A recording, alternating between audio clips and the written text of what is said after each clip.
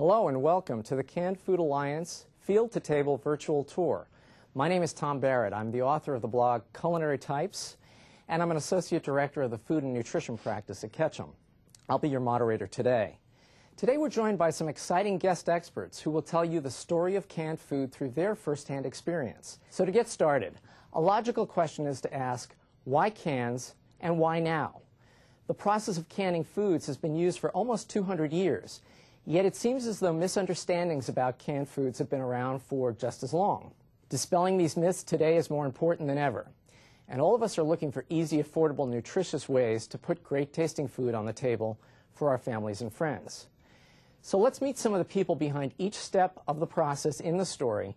First, let me introduce Cindy Brown, joining us via phone and on the video from her family's 100-year-old kidney bean farm in Wisconsin's Chippewa Valley. Hi, Tom. Thanks. I'm looking forward to talking to all of you today. Next on the phone and via video from Elwood, Indiana, is Tina Anderson of Red Gold Incorporated. Hello, Tina. Hi, everyone. Here in our kitchen, I'm joined by Judy Dodd, a registered dietitian and assistant professor of the University of Pittsburgh. As a cookbook author and a food educator, Andrew Schloss is known by his readers and students for his inventive recipes and his ability to explain cooking in an understanding and entertaining way. The story of canned vegetables and fruits starts in the farmer's field. So first let's start with Cindy at her kidney bean farm in Wisconsin.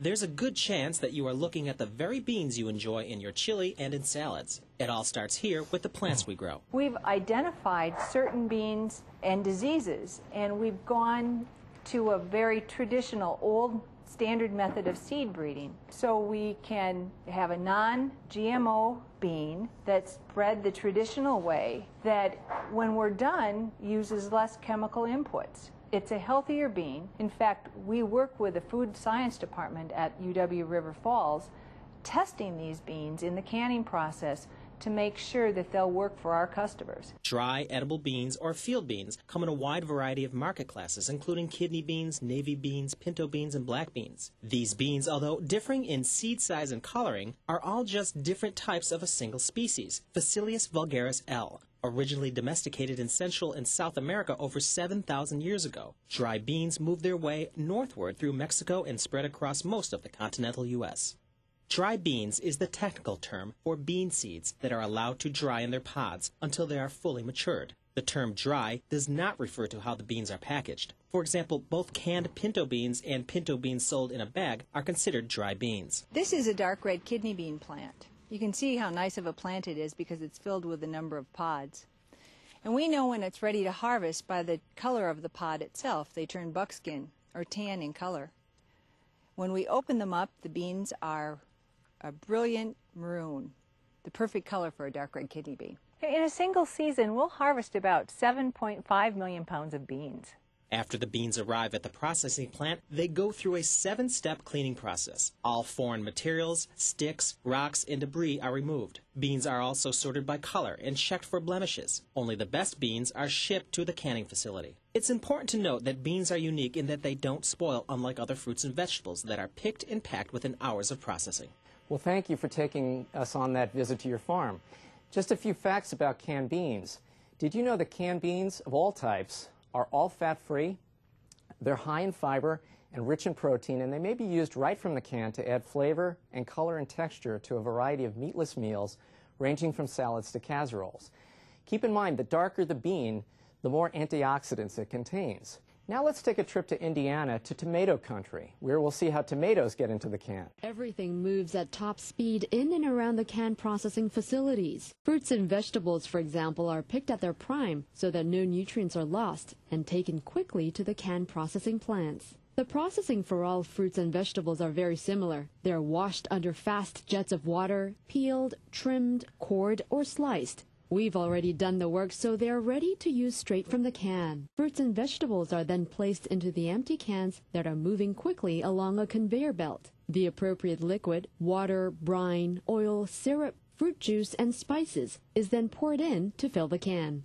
The lid is closed or sealed onto the can, which is tested for airtightness before being sent swiftly off for the most important process, the cooking stage, which is the crux of the canning process. The sealed cans enter large cookers that heat the contents in the cans to a precise temperature for an exact amount of time. Some products are cooked under pressure, while others are cooked at normal temperatures. The cooking process must be precise to ensure the perfect quality. After the cooking is complete, the cans are cooled quickly. The preciseness of the cooking and cooling steps keeps nutrients locked in and the food fresh until the can is opened. The cooked and cooled are labeled and sent to the warehouse, from there to the retailer, and then on to you at home. The process is similar for all canned food and the same process that home canners use. Thanks very much for that video, Tina. As an RD that works to educate consumers about making healthy food choices, what are some of the most important points for consumers to remember about canned food and making good food choices when they walk down the supermarket aisle? Well, obviously, as a registered dietitian, I want them to eat healthy. I want them to have healthy food. And educating consumers about the choices that they have, fresh, frozen, and canned. And you've just seen from our videos that these canned foods are at their peak freshness when they're canned. So the choices are there. Now, we've talked about some valuable nutrition information about beans and tomatoes, but what about some of the other varieties of canned foods and their nutritional content beyond beans? Well, what we're talking about is products that sometimes are more nutritionally available than the fresh or other varieties because of the way they're handled and because the nutrients are there. For example, we know that carotene, which is an important antioxidant, is going to be there. It's a protective nutrient, and it's in those deep orange, deep green vegetables and fruits. The other side of it is we know that protein is not affected by canning, so canned poultry, canned fish, canned meat, again, readily available from your pantry with readily available protein. There are some cases where there's nutrients that are more available, like the lycopene in tomatoes. And the fiber issue is something that everybody's looking at these days. Fiber is going to be found in fruits, vegetables, whole grains. Beans are a great source of it. While we've been talking, you've been working to prepare some great meal ideas quickly, just like millions of home cooks across the country that are scrambling to get a nutritious meal on the table. That's right. Gourmet Magazine has called this year the year of the home cook, since more families are cooking at home and eating at home. But that's easier said than done. If cooking at home isn't simple, low cost, quick, and easy to clean up, people aren't going to do it. Talk to us about what you got here. All of these recipes are cooked in one pot. They have 5 ingredients. They cost $10 or less for 4 servings. They cook in 15 minutes or less, and they have 400 calories or less. But here are 3 of them. We've got a sweet potato skillet dinner that has Caribbean flavors in it. This smells great. This is a can of sweet potatoes, some rice, a little bit of curry sauce that comes in a can, or there's also a jarred variety of it. You can some canned tomatoes. What else is in there? Oh, 2 cans of salmon or tuna. And then just a little bit of water in there, and it cooks in about 12 minutes. We've got chicken nachos. What I love about chicken nachos for dinner is nachos is something that kids love to eat, and they think of it as like this junky snack food. But actually, there's nothing in it that's junky at all. It's got, you can do whole grain chips, and the chips we used are an unsalted variety. You've got canned tomatoes, which Judy already told us is healthy. Canned beans, which we know are healthy. Chicken, which this is a cooked product, so it doesn't need to cook in the microwave or on the skillet. It just is already cooked in the can. And some shredded cheese. Put that together in 5 minutes. It microwaves in about 3 minutes, and it's a nutritious meal. This has, I think, 25 grams of protein with the beans and the cheese and the chicken in it per serving. And then we've got a soup that we've done. This is a Mexican soup, and I've used a can of chicken and wild mushroom soup. This could just be, not wild mushroom, wild rice. This could just be regular chicken and rice soup if you want. A can of Southwest corn and beans, so we're getting beans and some pepper in there. And this is another thing in getting 5 ingredients. One thing that some canned ingredients give you are multiple ingredients in one can. So you can get a lot of color and a lot of flavor and a lot of nutrition in one ingredient. And then we've got a can of tomatoes, and we've got and some, I think some water in there and some cilantro, and then the shrimp.